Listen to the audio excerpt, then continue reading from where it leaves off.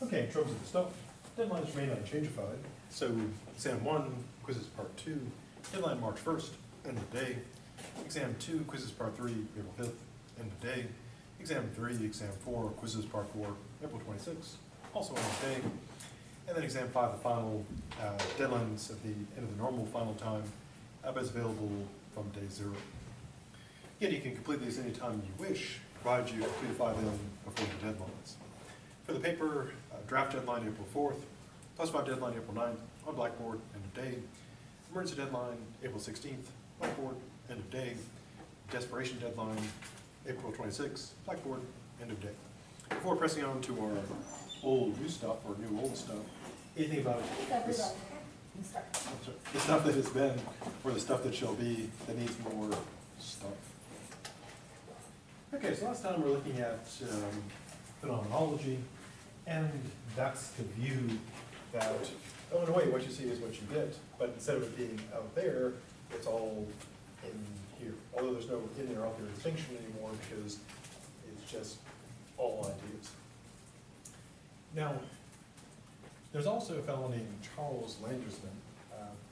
He advanced what's now considered kind of an evolutionary account of epistemology, and it's something, you know, we saw before we talked about the skeptic.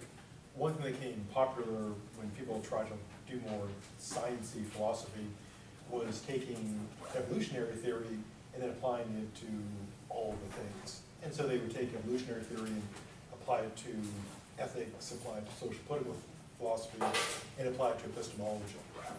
And so the idea here is basically this. In the case of Landersman, he advanced kind of initially the standard of representationalism. The idea being that you've got badly drawn.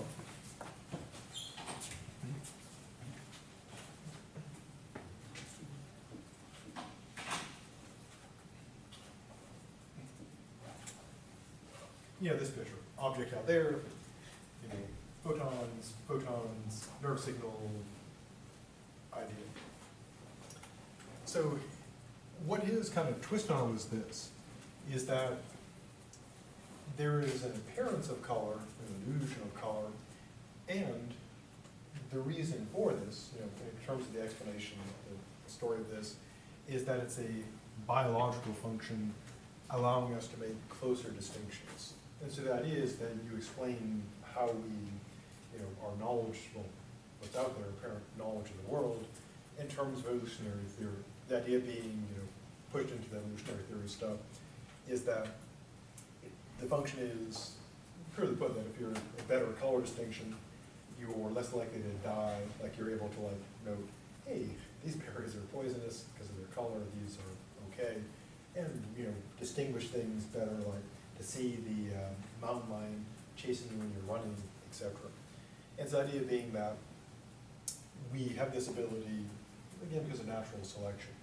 And so color is not out there in the world, not of the mind, it's just an illusion of some sort.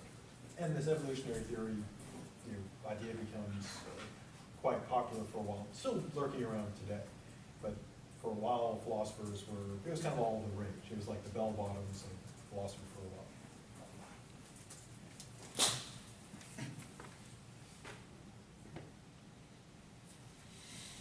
We now turn to one of the big dogs of philosophy, our good dead friend, Rene Descartes. Born in 1596, died in 1650, and is still dead today. He is one of those philosophers that he probably used. He's actually kind of famous. Most people have heard of Descartes. And the thing he's known best for is the I think, therefore I am saying. And that, along with like, does a tree fall in the forest, it's kind of got embedded in popular culture. He started out you know, early on, and like many of the thinkers during this time period, which is known as the modern era, because it's after the, you have the ancient world, medieval time, then you had modern, and now we're postmodern because we're after the modern. I think we'll have to have like post-modern something, post-toast, who knows what it'll be called. Something stupid, I'm sure. But during the time period he was Descarting, there was great discontent with the learning of, at universities, etc. Because for the most part, during the Middle Ages, they generally would refer to the authority of the Catholic Church and the authority of Aristotle and Plato. And so when you learn philosophy, you do what kind of we're doing now. You look at, kind of ironically, looking at the old dead guys and what they say, and that would be kind of what you would learn. And Descartes thought that this was not working out, and so he created a way of philosophical rebellion. Now, for terms of his life outside of philosophy, he joined the army to travel the world, meet exciting people, and kill them, presumably, and did some stuff. So, how did he die? Well, oddly enough, he survived all his military service, and he died getting what he thought was his dream job. And here's how it ended. Right before his death, he was hired by Queen Christina of Sweden. And back in this time period, if you were a philosopher who aspired to being a famous philosopher, you would want to get hired by nobility or royalty to be in their court. Because back then, if you were nobility or royalty and you wanted to present yourself as really high class, you would have to have a certain type of people in your entourage, so to speak. And during this time period, having like scientists and philosophers was considered a mark of distinction. It's kind of like today with celebrities. You have to have like certain people in your entourage for people to take you, seriously as a celebrity. So he gets hired by Queen Christina of Sweden to be her teacher, but unfortunately for him, as he said, Sweden is very cold, and Christina wanted to have her lessons at 5 a.m. So he had to get up super early, in the cold, he caught pneumonia, and died. So the lesson is, never get up too early, and don't live in a place cold, or you will die. So that's the most important lesson from Descartes. There was an interesting conspiracy theory that he was poisoned, because apparently they found like arsenic in his remains, but the explanation is that arsenic was like all over the place then, so you probably find poisons in everything. So probably no one really had any reason to kill him. Or did they? So what was his motivation? Well, as I alluded to, the time, during medieval times, philosophy is mostly, for the most part, okay, Aristotle said this, the church says this, that's true. Let's go through that. That's not to say that no important philosophy was done then, but a lot of it, as people criticizing it saw, was just sort of, learning what Aristotle and the church said. In fact, the criticism of that time period became so severe that we get our term dunce from that time period. Now, if someone calls you a dunce, is that a good thing? No. Have you ever wondered where that came from? Well, here's the answer. There was a philosopher called John Duns Scotus, and his followers were called dunces or dunsmen. You might wonder, why would anybody call their own followers dunsmen or dunces? Well, then it wasn't an insult, but it became an insult, because the critics of John Donne, later critics, they regarded him as just being kind of dumb, and so they turned the name of his followers, dunsmen or dunces, into an insult. And so it'd be like if, fans of Jimmy Buffett, I guess they're calling Buffett heads or something, that became like a terrible insult someday, or fans of anybody. So then it wasn't an insult, but it became one, because they regarded them, criticizing them. And so to this day, we use the term dunce, and it's a reference to a medieval philosopher, weirdly enough. So his motivation was, he looked at the philosophy and science of his time and saw that it was all in disarray. Nothing was certain, everything was, chaos. Now in his own life, as I mentioned, he joined the military, traveled around, met people, got new ideas, but instead of continuing his journeys in the outside world, he decided to turn to an inward focus, in that he believed, as we'll see, that we could find the truth within us. So he had a couple of important goals. Goal one, he wanted to sweep aside all of the confusion and uncertainty and chaos for goal two, which was to build a firm foundation for the sciences. So kind of his picture, metaphorically speaking, was this.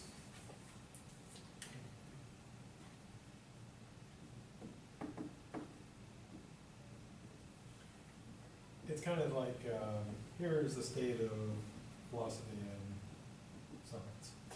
It's damage there. It's a rickety house, huge rickety structure, built on a cracked foundation, built on sand. And he believed it's kind of like in really rough shape. So what he wanted to do was basically bulldoze it out of the way, find a indubitable solid foundation, and then build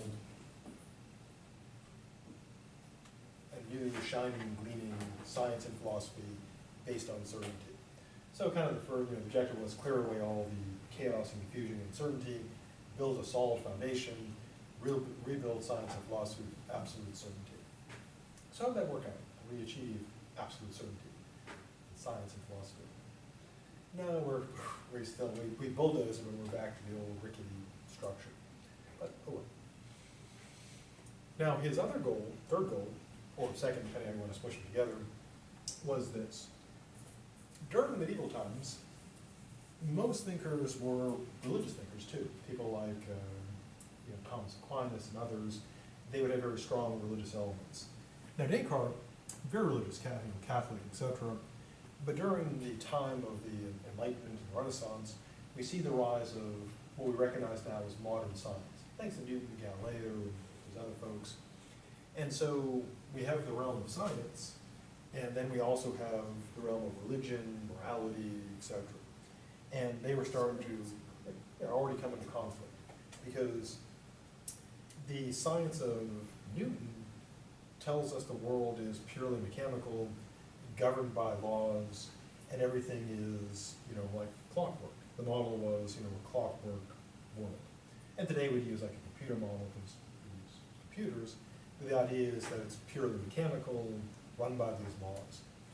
And of course, the more you push the world is mechanical, run by laws, etc., the more God and religion gets pushed out of the picture. But during this time period, people like Descartes and Newton were still devout believers. So the challenge is, how do you reconcile the clockwork, mechanical universe of science with religion, morality, and freedom? And so Descartes wanted to reconcile the two. And, I guess, spoiler alert, his solution was what's called dualism. As I mentioned before, and we'll see more of this in the future, but his view was science governs the physical world, the body, the clockwork, and religion, etc., governs the spiritual world, the incorporeal soul. So you end up with that metaphysical dualism, where you have a body, but you are your soul. Problem solved, or so he claims. But actually, it just leads to more problems. So, goal one, absolute certainty in the sciences and philosophy. Goal two, reconcile basically religion and science. Now, the religion and science thing is something that still goes on to this day. We have the theory of evolution being advanced, and we have people who are critical of it on religious grounds. So we still have the battle between science and religion. So how was our good dead friend trying to work this out? Well, of course, the way you begin anything, if you want people to really like it, is math, because everyone loves math.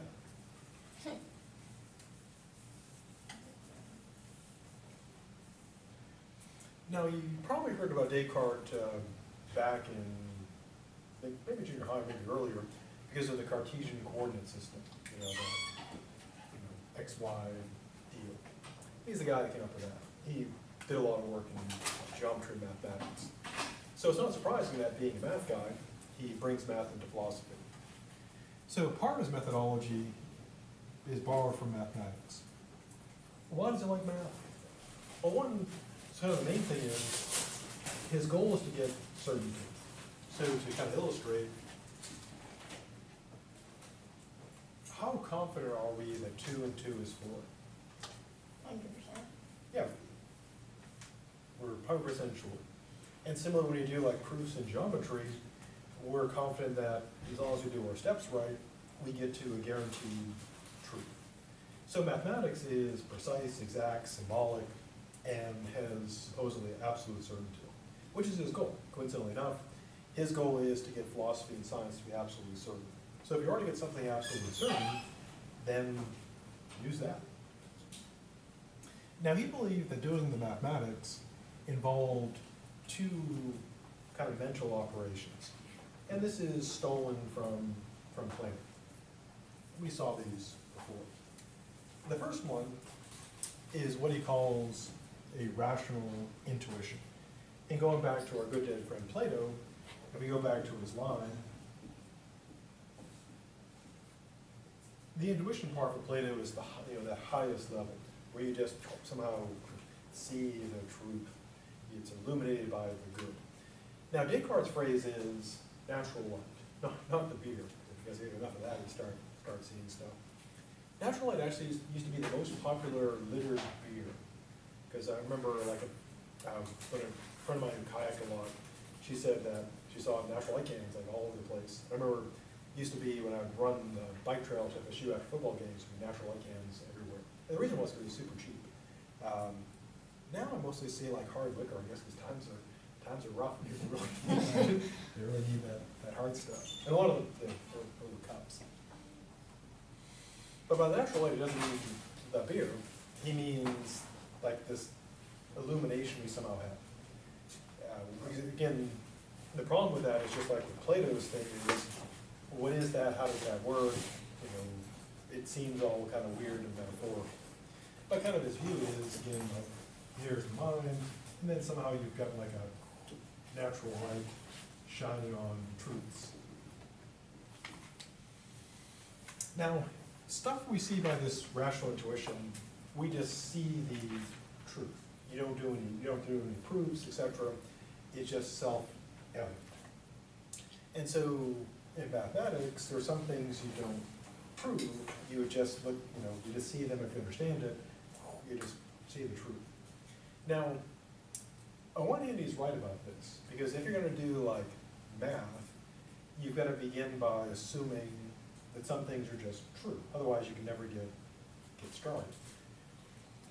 Now, people have tried, Bertrand Russell, for example, have tried to go back and prove like everything in math. There's Bertrand Russell and Whitehead wrote a series of books called the Principia. Was it Principia Mathematica? It was like a ton of books on math. And I think they began by trying to prove that 1 + 1 is 2, trying to prove all that stuff. So if you're going to do a proof, you either go into an infinite regress and never prove anything, or you begin with like, oh, this is just true, I just see the truth. And as we'll see, the problem is, and always has been, how do you know that the truth you see is really true? How do you, because you can always ask, why does having like this magic light shining on it, how does that make it known to be true?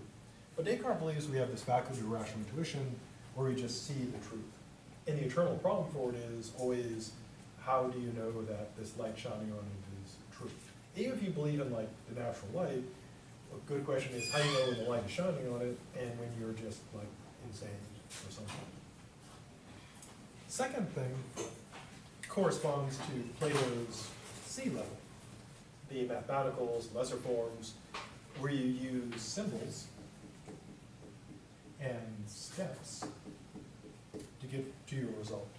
And this is our old friend, but not dead, because deduction never dies, like rock and roll, which, yeah, it dies eventually, sorry, spoiler. Deduction is going through these steps and deriving if you're doing it with a valid argument, a conclusion that is absolutely certain. So kind of his dream method is mathematically based. You would just somehow see the truths. You take those truths, you plug them into deductive logic, and we know from the ancient days of part 1, if you have a valid argument, and you put it on all true premises, you get what kind of conclusion? True. True conclusion. 100% guaranteed, 150%, million% guaranteed. Yeah, because once you get to 100, it's just more, it's just the same. And this is a pretty good plan, because it makes perfect sense. If you know something's true, you put it in arguments you know are valid, you get truth.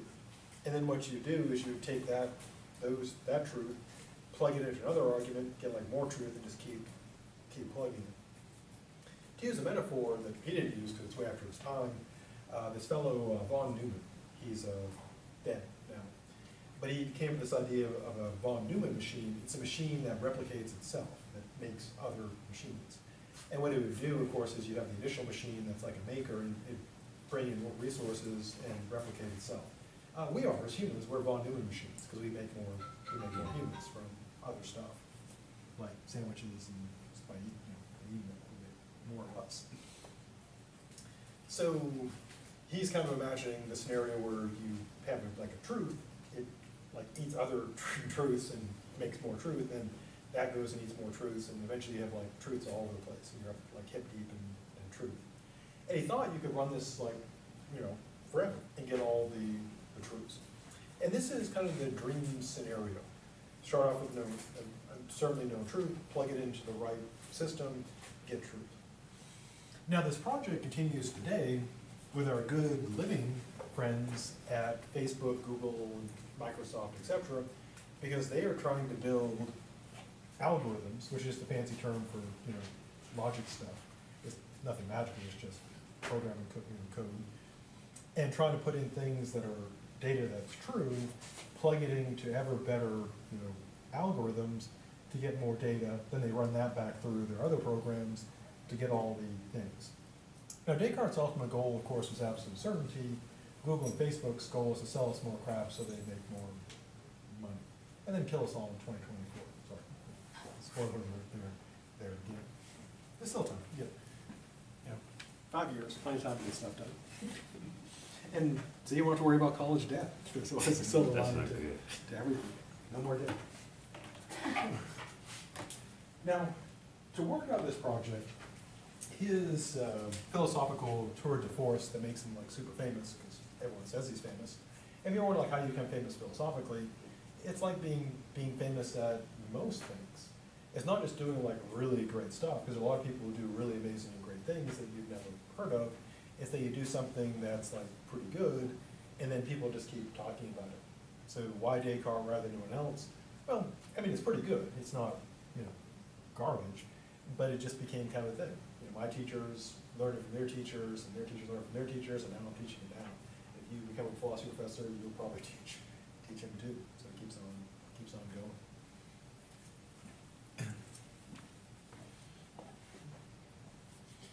Now, his meditations were written, well, he makes it sound, he presents kind of the story of how he was at an inn, for the winter, because back then, smart people didn't fight in the winter because it was like cold, and the weapons at the time didn't work terribly well when they were wet.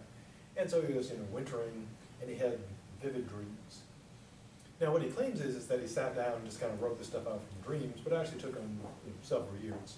But he ended up writing these meditations, and there were 6 of them, because they correspond to the 6 days of meditation during Holy Week of the Jesuits, and he was taught by Jesuits. And of course, you have the classic, creation story. God creates everything in 6 days. 7th day goes to Disney after he creates it on day 6, or he takes a day off. And so Descartes has this book of 6 meditations, and again, his objective is he wants to find absolute certainty. And it's considered by people like Descartes to be one of the sort of paradigm projects of trying to find this absolute certainty. So in the beginning of the first meditation, he lays out his goal, which is, of course, we saw that before. To use the metaphor, science and philosophy is like a rickety, worn-out castle upon a cracked foundation built on sand. So it's all kind of teetering, ready to fall over. So he wants to push that all aside, sweep that aside, and dig until he hits a bedrock upon which he can build. Now, the bedrock is pretty strict. The bedrock has to be absolutely strong. Not just like pretty strong, but absolute certainty. So his goal is a pretty tough goal. And he doesn't use this, but I will use the metaphor of digging to find that bedrock. So what's his method going to be? Well, as I mentioned before, back in the ancient days of Part 1, some people are skeptics because they are skeptics. They're like, yeah, I have good reason to believe that I have good reason to not believe. Now, Descartes' objective is different. He wants to use skepticism as a tool to beat skepticism. To use a metaphor or analogy, it's like testing to destruction. Imagine you are like a scientist, and you want to find a element that cannot be destroyed by anything. Like adamantine or something even more awesome. And of course, the way you do this is what? You want to find something that can't be destroyed, you got to break a lot of stuff. And so you make the thing in your lab, try to use technology and stuff, weapons sort of to destroy it. If you reach a point where nothing you can do to it can destroy it, you would say, I got something indestructible. Which is the way you test it. You test it, and if you can destroy it, well, that's not your indestructible, magic metal. And Descartes is trying to do this with, basically what he claims to be knowledge. If you can find something that no matter how much you attack it with skepticism, that it never breaks, that it's unbreakable in the face of all skepticism, you've got your certainty, because there's nothing that can break it. So he's trying to find this incredible foundation, an unbreakable, indestructible foundation. So pretty high bar. To use an analogy, it'd be like if you were hired by the government to make armor that nothing at all could ever get through. It'd be utterly impenetrable. So if you made like a tank or a battleship out of it, nothing could hurt the crew. And then you can imagine, pretty difficult. So how's he going to do this? Well, the method again is testing to destruction, and here's how it's going to work. What he's going to do is take any belief he's got, and then subject it to doubt. Now, he's not going through this like as a matter of like practical practice. He's not going to say, okay, I'm going to live my life in this way, because he's well aware that wouldn't work. But a matter of trying to find this unbreakable belief, what he's going to do is apply doubt, and if there's even the slightest, tiniest possibility that the belief is not true, he's going to reject it as if it was absolutely certainly not true. And again, this is not like how he's going to go through, I don't want you to think of Descartes was crazy. He didn't go through life doing that with everything. Like, I don't know if my sandwich is real. He was applying this as a method to find the unbreakable belief. Just like, again, if you were a scientist and you were trying to make unbreakable armor, you wouldn't spend your life just breaking all your stuff. That would be crazy. Now, he also realizes that if he takes every belief individually and tries to test it, how long will that take? Never. Because you always have you'll have a belief by your belief by your belief. So what he does is, to use a metaphor, he's doing kind of a controlled implosion. If you ever seen the videos of how they take down big buildings, one way, like the old school way, was you get a building, you get a wrecking ball, you just kind of lump it against the building, for weeks or months until the whole thing falls apart. And that's pretty slow. So one approach would be taking the building apart brick by brick, which takes forever because you're adding more bricks as you're taking them away. Now, the way they do the implosion thing, of course, is they find the key structural supports, put in the charges there, and then ideally, when the charges go off, the whole thing just collapses. And Descartes is trying to do that with his beliefs. Because what he's looking for is, what is the foundation for all his beliefs, and can he blow up that foundation? Because if the foundation goes, then the whole thing goes, which is a smart strategy.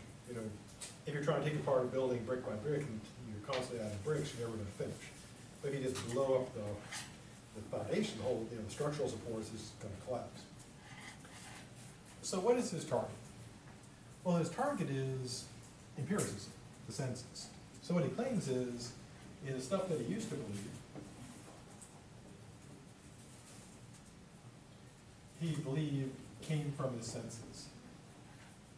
So he has all of these beliefs in his head they all came from the senses.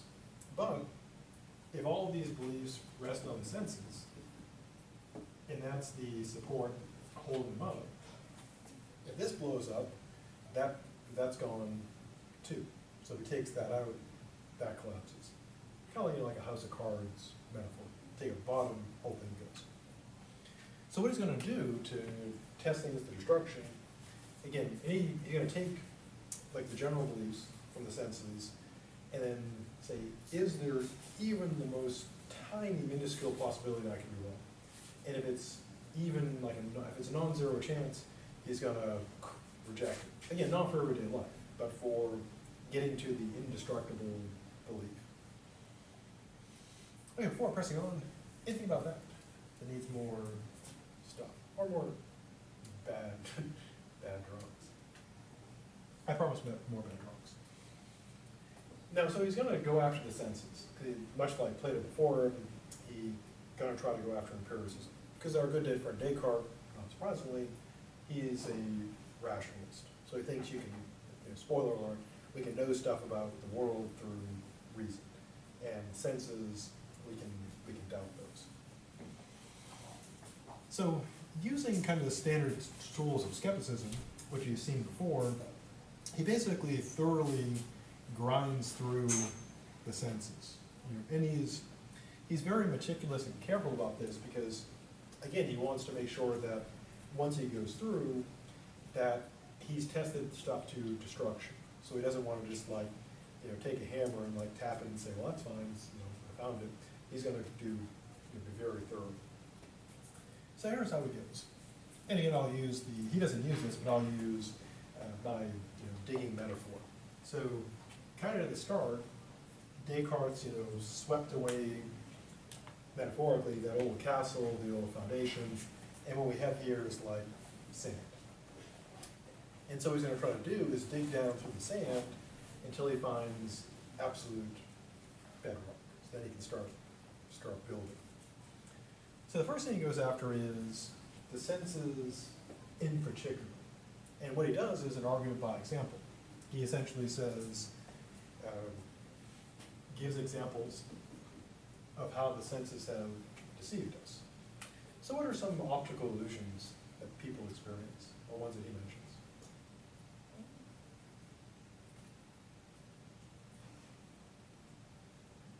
Just like people, some of those people just naturally have bad vision, and Yeah. so they'll perceive something differently than another person. Yeah, people have, they have blurry vision, so they think they're seeing like a snake and just a stick, or they think they're talking to like somebody they're talking to like a mannequin or something. Yeah, so they could be like, just sort of getting it wrong.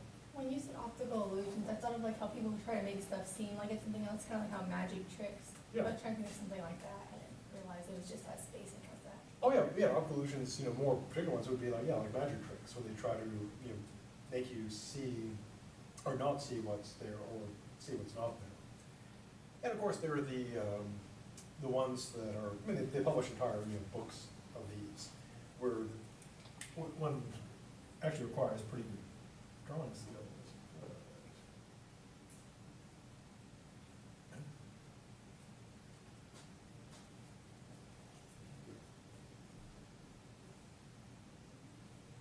this. Something like which, like the one of them, like which line is longer. And of course, the line itself is the same size. And they have ones where, I remember one from elementary school, a book of optical illusions. And it's just like a white piece of paper with black squares on it, you stare at it, and then you start seeing like other, like orange squares, because the way the eyes work. Or if you like stare at lights to look away, you get that after image in your eyes.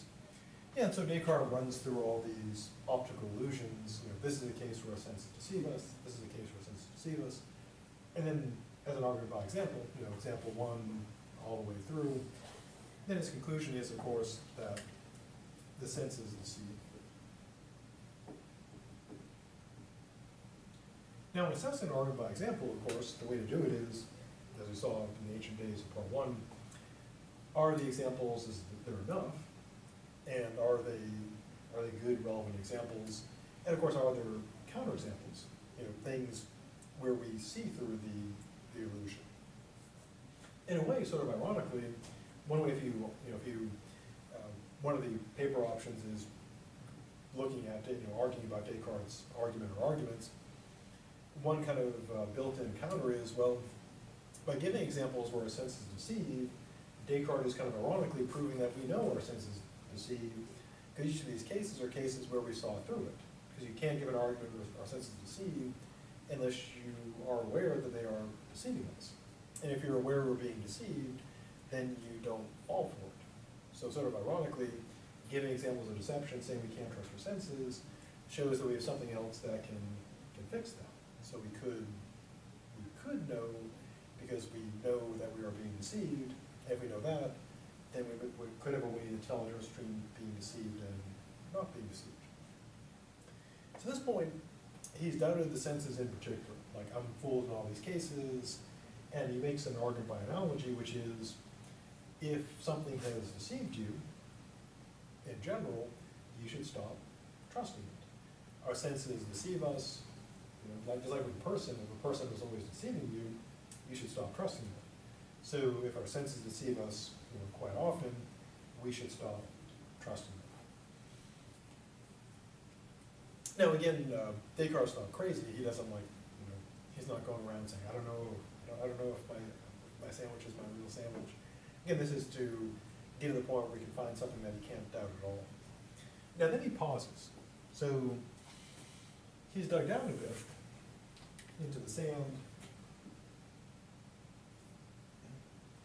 and using a metaphor, it's like he comes across like a seeming bedrock, like a shelf of stone, and he gets there and says, maybe I found it. Maybe I found the unbreakable bedrock. So he says, his first pause is, okay, maybe I can be deceived like in particular cases. I'm driving along, there's the heat mirage on the road, I'm looking in the glass of water, the straw's in it, it's bent, all those cases. But he says the general thing, like being here in this room, seeing people and stuff, I can't be wrong about that. So he pauses and says, aha, maybe I found my foundation. But then he's kind of looking at it more carefully, tapping at it, and he realizes that when he taps at it, it breaks through. And he's kind of in free fall again. So what gets him in free fall? Well, here he brings in the classic dream problem. He says, maybe what he's experiencing in general is a dream. So everything he thinks, the room he's in, things he thinks he's seeing, it's all just a dream. So classic dream problem. So he's kind of, again, digging and finding nothing solid. But then he pauses. And here's his pause. So it seems that he found, possibly again, a solid foundation. And he uses the painter analogy, so arguing by analogy. And here's how it goes. When people paint, he uses the example of the analogy of fantastic creatures. Things like centaurs, satyrs, griffins, chimera, which are mythological creatures. Like the griffin, of course, is lion body, eagle head. Hippogriff, horse body, bird parts. Kind of the chimera, goat head, dragon head, lion body, snake tail. Greeks were must have been drinking a lot. Yeah, which is true. Evidence for that. So what he says is, maybe dreams are like, the point you made last time. These ideas got to come from somewhere. You can't just make them out of nothing. So maybe a dream, however weird, is like a painting of a chimera or a centaur. So if you have a painting of a centaur, there aren't centaurs, they're make-believe, but there are horses, and there are people, and a centaur is just bottom part of horse, top half of human being. And so he considers maybe that's the case with dreams. The stuff that makes it up is real, so what you're experiencing right now may not be real, but the part Descartes are real. But then Descartes, pushes it. He says, well, what if someone paints something that's totally made up, in a sense that, there's no, like, really fantastic, bizarre creatures, where they're not like a piece of a lion or a piece of a, bird. They're seemingly like almost wholly original.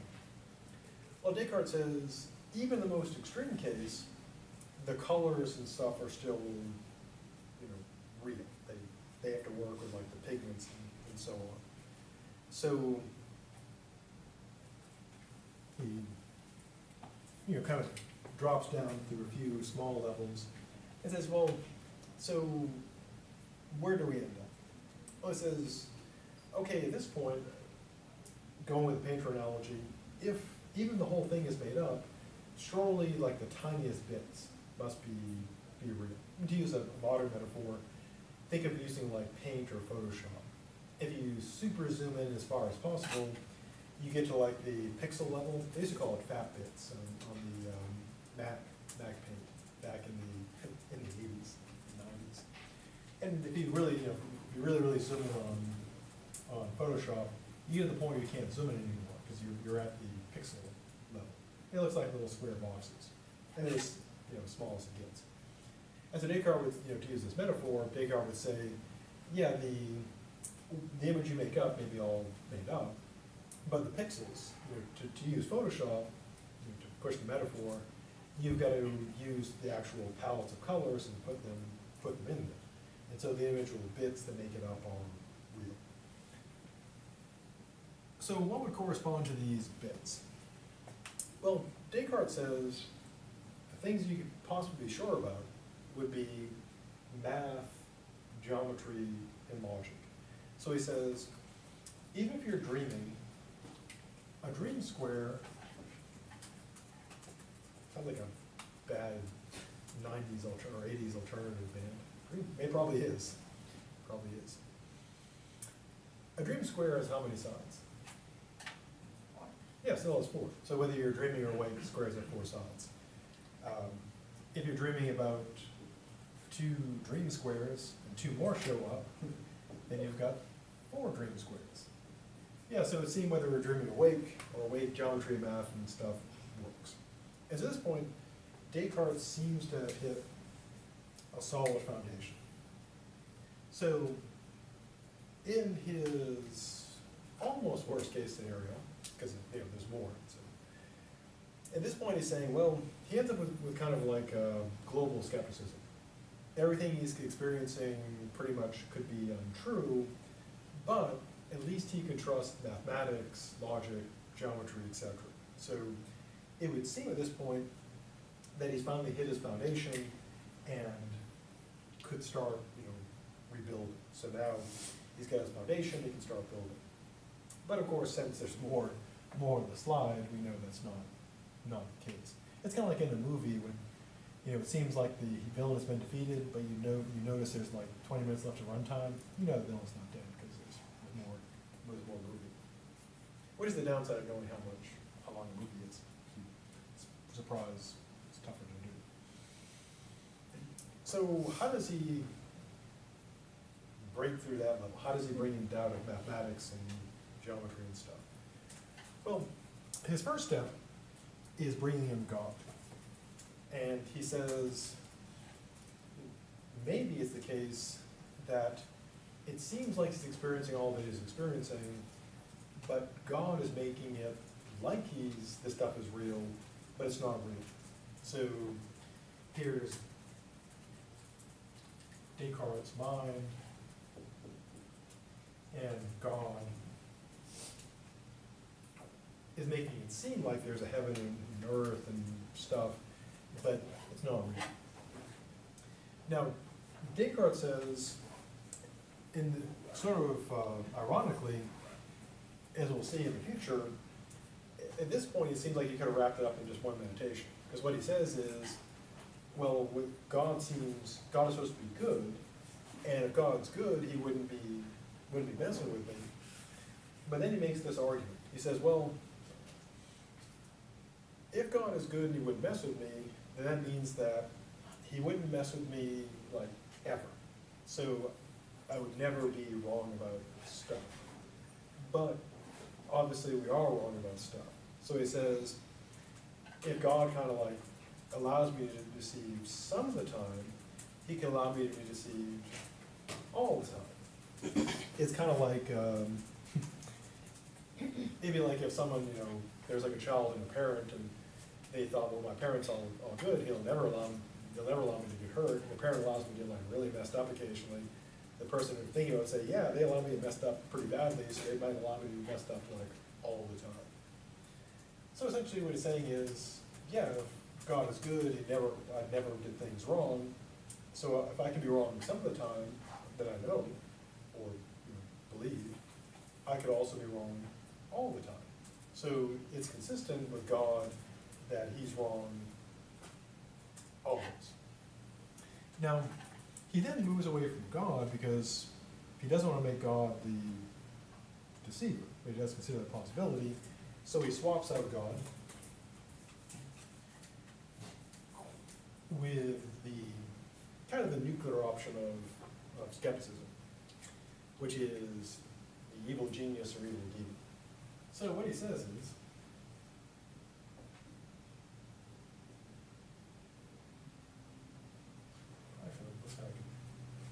there's possibly an evil demon that for some reason is zapping him and making it seem like there's all this stuff, but there isn't. If you wanted to use like a more non-supernatural example, the Matrix. Here are the machines and the servers. Here's the mind, or whatever metaphor you the demon is a supernatural version. What if this is a supernatural being? Creating all this deception, or what if there's a computer that's doing all this stuff? Whatever you'd like to use. Now, so how does this create like the ultimate problem? Well, as we saw, it seemed like Descartes had hit a foundation. Math and logic and math, those are cool. So we can rebuild from there. But Descartes says that the demon has the power basically to mess with us even without stuff. So that blows out that floor. So now Descartes in total free fall.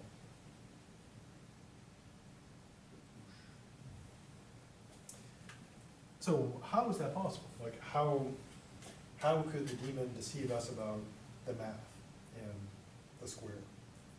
Well, kind of in general and abstractly, what Descartes does is points to what he doesn't refer to Plato directly, but when Plato talks about that, going back to his line, at level C, you're using symbols and steps. And as long as you do each step properly, then you're guaranteed to get it right. And what Descartes notes is that if you're going through steps, that creates like weak points where the evil demon can get its claws in and mess with you. But a good question is like, well, how could that, you could say it abstractly, the demon, you're going through steps, the demon can mess with that. But a good question is like, how could the demon mess with that? Well, here's how the demon can mess with it.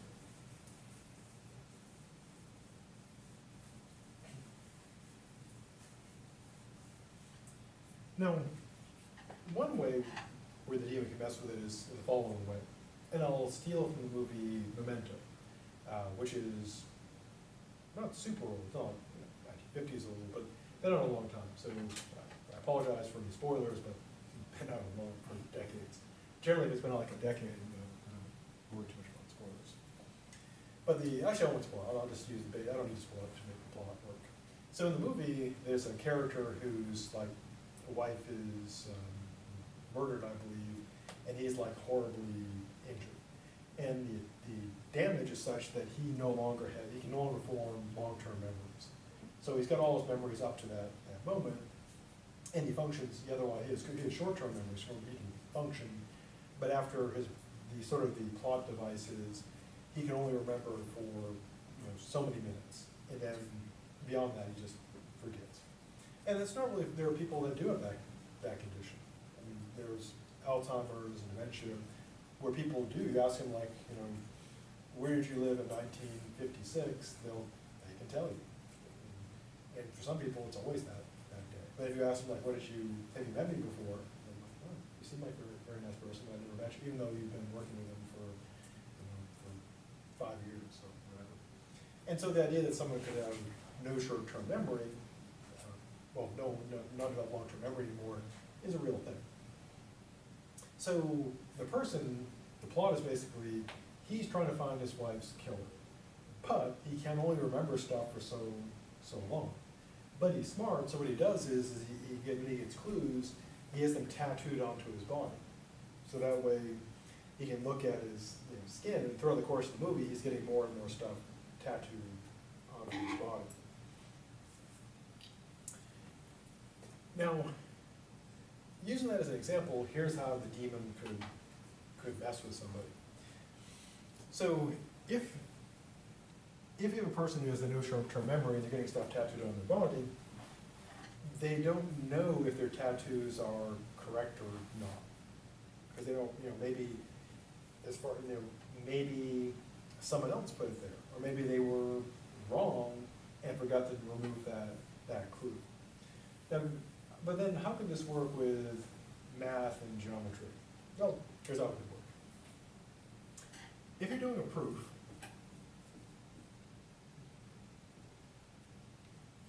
you've got to go through a series of steps. And of course, what you have to do to know that your steps lead to the conclusion, you have to rely on memory. So when you get to your conclusion, step 6, or whatever it is, you have to remember 1, 2, 3, 4, and 5 checked out, and then they connect together to give you your conclusion. To use an actual example.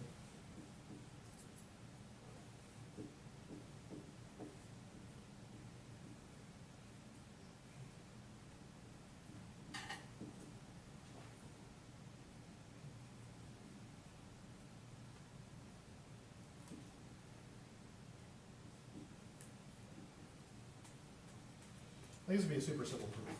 1, P, assumption. 2, P and Q, assumption. 3, conclusion, therefore Q, from 1 and 2 by modus ponens, affirming the NC. Now to make this work, and it's a valid, modus ponens is valid, but to make this work, I would have to remember, I've assumed A, I've assumed 1, I've assumed 2, and I have to remember what modus ponens is, and that it's valid. So if I'm going through the step, and there's a demon messing with me, changing my memory, I could get to step 3, and I think I remember modus ponens correctly, but I don't. So I go back to check it, and I realize, oh, it's wrong. Then I go back to the thing, and my memory's been erased, and now I think it's right. So to make a proof work, I've got to remember all my past steps. So if my memory is messed up, so if I get a false memory that step 2 is true, or the modus ponens works, then I would just believe it. It's kind of like in sci-fi horror movies where like the creature or the monster has power to alter people's memories. Like in the Rick and Morty episode, where they have like a brain parrot, the brain thing, and so it can appear to be someone, and it creates in victims the false memory of always knowing that person. And so you wouldn't know, like if there was a creature that could do that, you think it's your friend Bob, but there is no Bob. That's an alien monster, but you have all these false memories of, going to high school with Bob and doing all this stuff with Bob. And so as far as you know, Bob is totally trustworthy. But of course, all your memories are fake. So if someone says, hey, do you trust Bob? You look at your fake memories and say, of course I trust Bob. But it's all fake. So if we go through these steps, you have to trust your memory of all the steps. But if something can mess with your memory, you could be wrong. So you could go through a proof and say, yeah, I'm 100% certain, but you could be 100% wrong. Same thing also applies to like squares having 4 sides. How would that work? Well, since we think our memories work normally, we think, of course, we can count the sides of the square. 1, 2, 3, 4. Got 4 sides. But imagine if your memory didn't work. You thought it's kind of like when you're trying to count like really large numbers and someone starts showing those numbers, they mess with you, and so you're like, I can't remember where I am. So if you're counting and your memory doesn't work, you won't know where to stop. You'd be like 1, 2, 3, 4, 5, 6, 7, 8 squares of 8 sides. Then you go back and count them again, yeah, 8 sides. Or 2 sides, 1, 2, 1, 2, 1, 2 sides. Now, this seems silly because as far as we know, our memory works fine, we can count properly. But if something was messing with our memory, so we couldn't remember our counting, so to know you're counting to 2, you gotta remember you counted to 4. And again, the example where you're counting stuff and someone starts shouting out numbers to be a jerk, it screws up your count. Because you don't remember what number you're in. And so if you're counting the sides of a square or triangle and your memory keeps getting messed with, you would go with whatever you're being deceived to accept. So Descartes is right.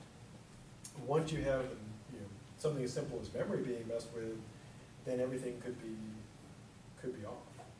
You'll be like a person again in Memento.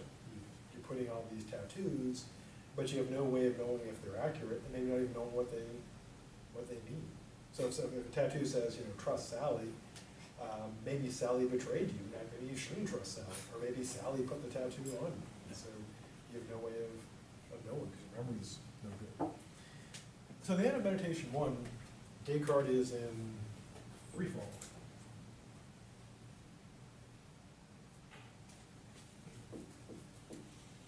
Because everything is in doubt.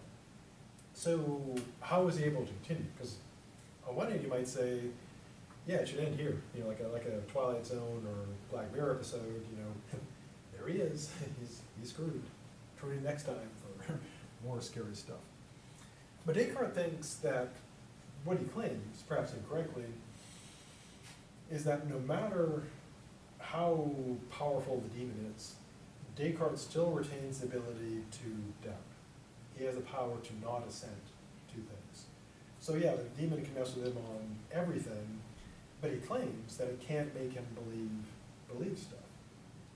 Now, of course, that's quite an assumption, because if you have a demon that can do all this stuff, if you really wanted to turn it up to 11, you would say, well, what if the demon could just make it so you're absolutely confident in things? You believe it, and you feel 100% certain in it. They could just change that whenever. Because if you give the demon all these powers, why not one more power? Why not make it mess with your memory? Why not make it so that it makes it so you feel complete confidence in what you're done? For example, there's in Isaac Asimov's classic Foundation trilogy, there's a character called the Mule, and his power, he's a mutant, and his ability is he can change people's emotions and lock them in place. Make it so people really love him. In the metaphor, he says that he sees people's minds like gauges and stuff. He can just adjust the settings. So something, or if you've seen Jessica Jones, the person played by Doctor Who, he's got the mind control stuff. So if you imagine somebody that can just adjust how people feel about things, the demon could make it feel like you absolutely believe that. And so if you wanted to really demon the demon, you would be we'd all be totally out of luck, because even the thing we believe most certainly could be totally wrong. You just say, what if the demon can make you feel like this is super true? You're like, yeah, that's so. In a way, if he was consistent, meditation one would end skepticism. You don't know nothing. It's over. But Descartes thinks he can keep going. Now, critics have pointed this out, saying, yeah, once you get to this level of skepticism, it's done. There's no way to beat it. But Descartes thinks he can beat it. So before we're getting on to the beating, or supposed beating, anything about the demon that needs more demon stuff.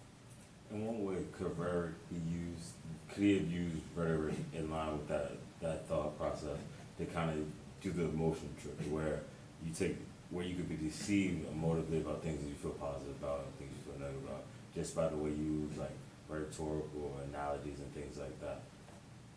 Yeah, I mean, the demon could use a variety of tools to make people, believe that it's, to feel that it's true. Because if the demon can control, imagine it can control our memory and feelings, and we're trying to go through a step, well, it can make us, forget that, what, the proofs were, what the steps were, but it can also make us feel 100% confident in our steps. Like we would forget some flaw and be 100% confident that there is no, and even if we wrote it down, you might think, well, I can write it down. But then when you go back to read it, you'd be reading it and saying, yeah, this is, no, it's great. And I feel 100% confident, and I'm never gonna look back at that again. I mean, going back to the Rick and Morty episode, again, imagine like an alien or monster that could alter your memories, so it makes it seem like you've always been Billy's friend, but Billy is like, some, space monster or supernatural monster, and every time you find something inconsistent, Billy just erases your memory and makes you feel like you never want to doubt that again. So you would never know. I mean, like, I don't know, depending on the type of show, like if it's like supernatural, they figure it out. But of course, if it's on like Black Mirror or something, then now you never, it ends with a person sitting on the couch with Billy, playing Xbox, being buddies for forever. But Descartes thinks he can beat that demon. But again, one of the problems is, and again, if you're looking for paper topics, one would be, that you could make the argument that Descartes couldn't beat the demon, or you could argue that he didn't make the demon enough, like that kind of thing. Like, what other things could the demon, if you're going to build a demon that can do this stuff, what else could you add to the demon that would be in line with its abilities that makes the demon unbeatable? But Descartes thinks he can beat the demon. So he heads into his second meditation.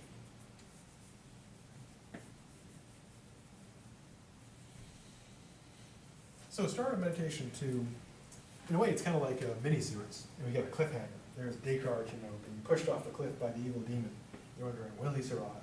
But he will, because there's 5 more movies. It's kind of like, at the end of Infinity War, will Black Panther be back? It's like, yeah, because they got more movies. So he'll be back.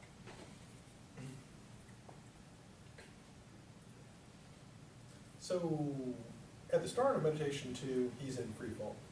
Again, he lays out his meditation again, which is basically this. He's going to doubt and doubt and doubt and doubt until he can doubt no more.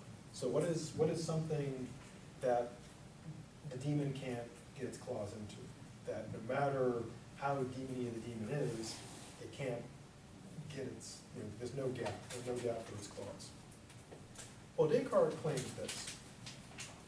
He claims that he reaches a foundation. So he's like falling, and then he lands on something, like in the dark, thud, or splat. And so,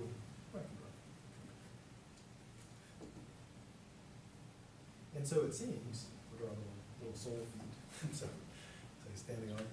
So he finds something that he can't doubt. So he finds a potential foundation.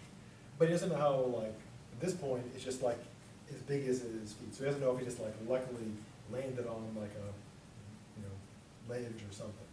And this is, of course, the famous cogito ergo sum. I think, therefore I am, or I am, I exist. Now, those who study Descartes debate about whether that I think, therefore I am, whether it's an argument,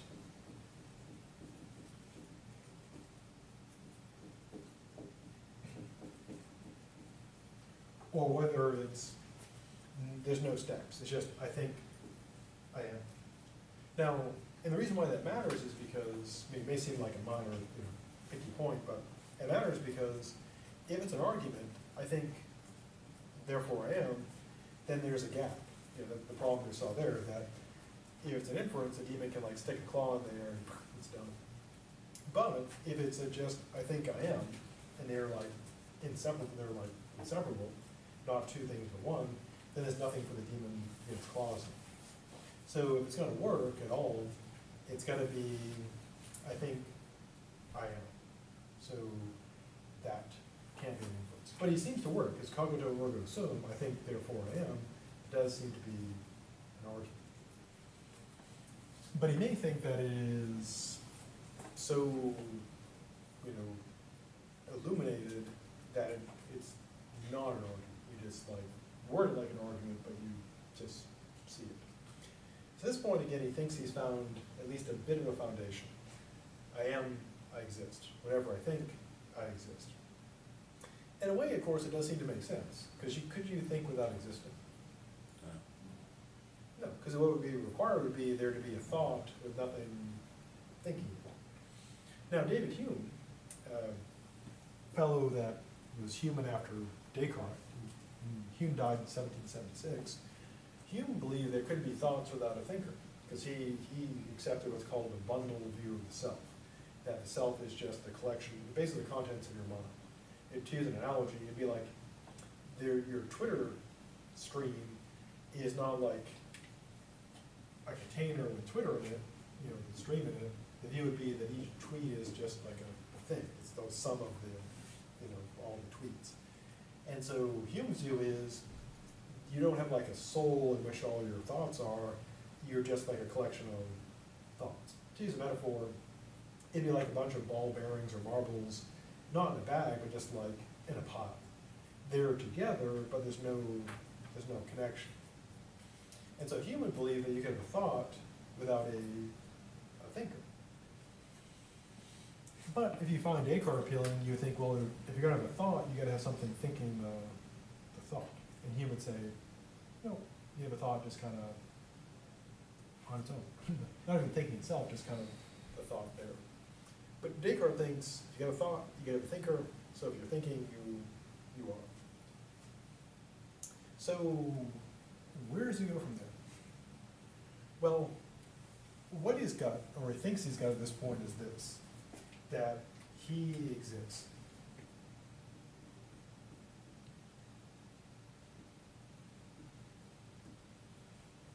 And that's what he's standing on. But again, he's trying to build a massive edifice of science and philosophy and so forth. And imagine you're like a developer, you send someone out, a surveyor, and say, yeah, I found the perfect place to build it. And you go out and there's like a huge swamp, and there's like one rock sticking out. You're like, that's not going to work. So what he has to do essentially is, if the surveyor says, oh no, we're able to drain the swamp because there's all kinds of rock underneath that. And Descartes is going to try to say, yeah, underneath the swamp there's all kinds of rock. So how does he get there? Well, since he has, at this point, that's his starting point. So he's got to figure out what it is he is.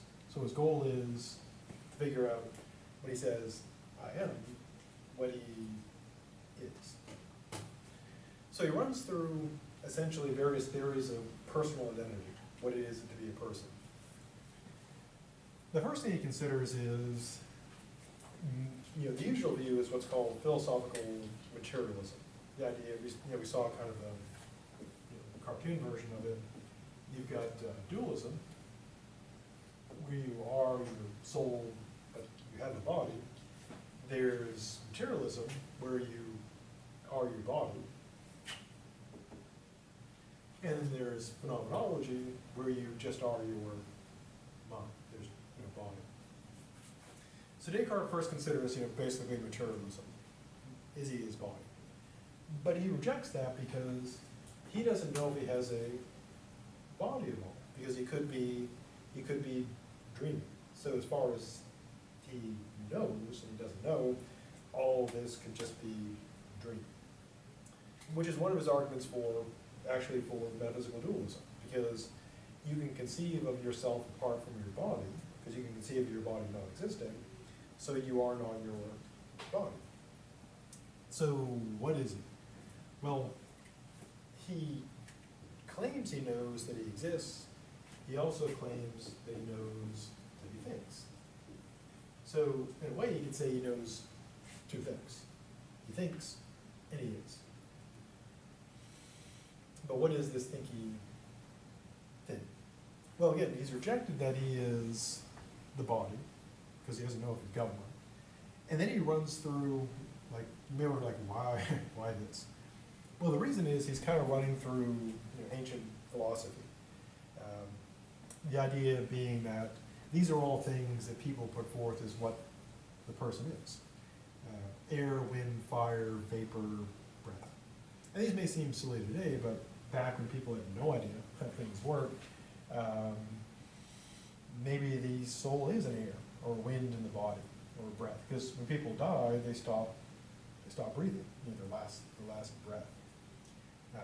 And the body is warm, so maybe the self is a fire, the soul is a fire in the body.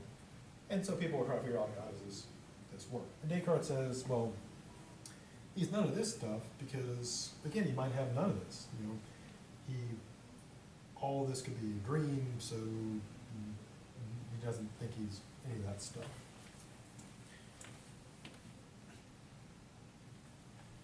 Now, he also considers Aristotle's example or definition. Aristotle claimed that his person is a rational animal, and Descartes says, well, he doesn't know you have to figure out what an animal is and what is to be rational. And so at this point, all he's got is he knows he is and he thinks. So then he turns to the question of how does he know? And what he's going to do is, being very thorough, is he's going to grind through the faculties. Because, again, he's in a way kind of copying Plato. Plato knows different levels. So as we saw, Descartes thinks, the way you know stuff is basically, Plato's method. You've got, deduction and rational intuition. And of course, it leaves us two more parts of the line. All the senses he's already rejected, because the whole point of meditation 1 is that doesn't work. And so here, he considers the imagination. Bad word. But he rejects that it's not through the imagination. Why? Well, one obvious thing is, if you're imagining something, imagine someone said to you, they say something, you say, how do you know that's true? And they say, I imagined it. You'd probably say, well, that's not, that's not really certainty. Because that's not how it works. So he thinks that he knows he exists with certainty, so the imagination won't do it. But, of course, he also wants to push this a bit more. And he turns to, and we'll get to in our remaining 2 minutes, the famous or infamous wax example.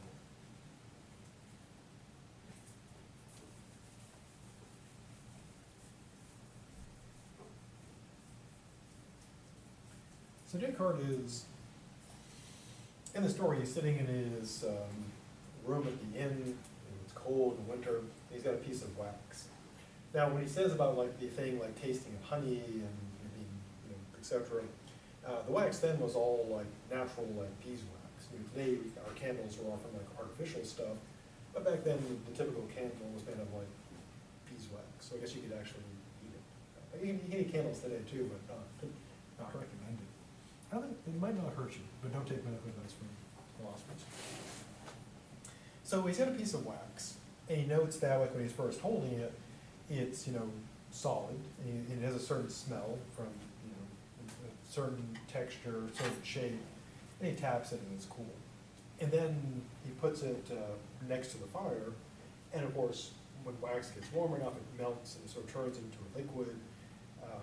The odor changes, its dimensions change, its properties change, and question B is so what? Descartes playing with wax. So next time we'll see the philosophical implications of playing with wax. So have a good rest of the day. I'll see you on Tuesday.